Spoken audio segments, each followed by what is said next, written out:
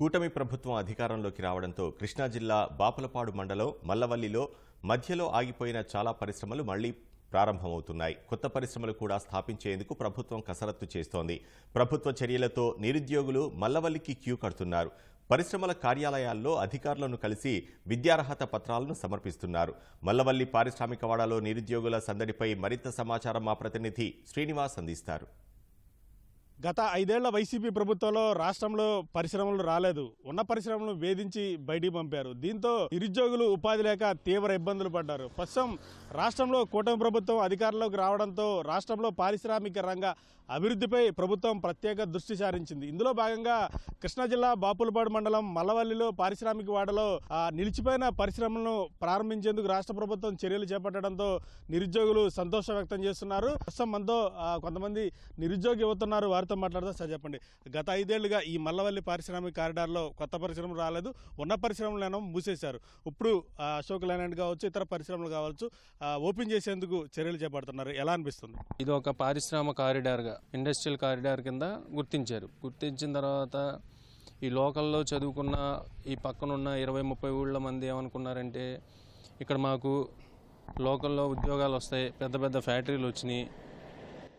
అందులో భాగంగా అశోక్ లీలాండ్ కానీ, పార్లేజీ కానీ, మోహన్ స్పిన్టెక్స్ కానీ, ఇలా శివతార కానీ, మెగా ఫుడ్ పార్క్ కానీ ఇలాంటి కంపెనీలు చాలా వచ్చినాయి. దీని ద్వారాగా మాకు నిరుద్యోగ వృత్తి పోయి ఉద్యోగులు అవుతాం మేము ఇక్కడ లోకల్లో స్థిరపడతామని చెప్పేసి చాలామంది ఆశపడ్డారు. ఆశపడి దీని కన్స్ట్రక్షన్ మొత్తం కూడా చివరి స్థాయికి వచ్చి ఉద్యోగంలో జాయిన్ అవుతారు అనే టైంలో 2019లో గవర్నమెంట్ మారంగానే ఎప్పుడైతే గవర్నమెంట్ మారిందో, వైసీపీ గవర్నమెంట్ వచ్చిందో మొత్తం కంపెనీలన్నీ కూడా మూతపడిపోయిన కాకుండా కంప్లీట్ అయిన కంపెనీలు కూడా రన్ అయ్యే పరిస్థితిలో లేదు.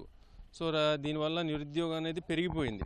సో నిరుద్యోగం పెరిగిపోవల్ల పిల్లలు ఏంటంటే వేరే వేరే ఆలోచనలకు అలవాటు పడిపోయి దాని ద్వారాగా చెడు వ్యసనాలకి దీనికి అలవాటు పడిపోయి చాలా ఇబ్బందులు పడిపోయారు. మళ్ళీ టీడీపీ ప్రభుత్వం రావడం వల్ల నిరుద్యోగ యువకులందరూ కూడా చాలా ఆనందంగా ఉన్నారు. ఏం చదివారండి మీరు? నేను ఎంబీఏ చేశాను సార్. ఉద్యోగం చేశారా? లేదు సార్, అక్కడ చేయలేదు. ఎందుకని అంటే మనకి నియర్ బైలో కంపెనీస్ అనేవి ఓపెన్ అయిన తర్వాత మళ్ళీ మూతపడిపోయినాయి కదా సార్, రీఓపెన్ అవ్వలేదు. మన టీడీపీ గవర్నమెంట్ మొన్న ఓపెన్ వచ్చింది కదా సార్ ఫామ్లోకి. సో నా కంపెనీలన్నీ ఒక్కొక్కటి ఓపెన్ అవుతుంది సార్. సో అందుకోసం ఇప్పుడు ఇంటర్వ్యూస్ కానీ తిరుగుతున్నాను సార్. ఏమన్నా ఓపెన్ చేసిన దాంట్లో రెజ్యూమ్స్ అవి తీసుకుంటున్నారు. నా సీనియర్స్ కానీ చాలామంది అలా వేకెన్సీలా ఖాళీగా తిరుగుతున్నాయి.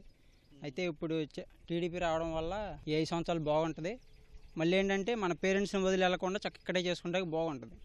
హైదరాబాద్ అలా దూరంగా వెళ్ళకుండా ఇక్కడే వస్తే బాగుంటుంది.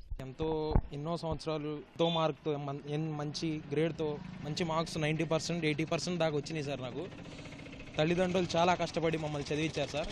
కానీ ఈ వైసీపీ ప్రభుత్వం వల్ల ఒక జాబ్ అనేది కూడా మాకు లేదు సార్.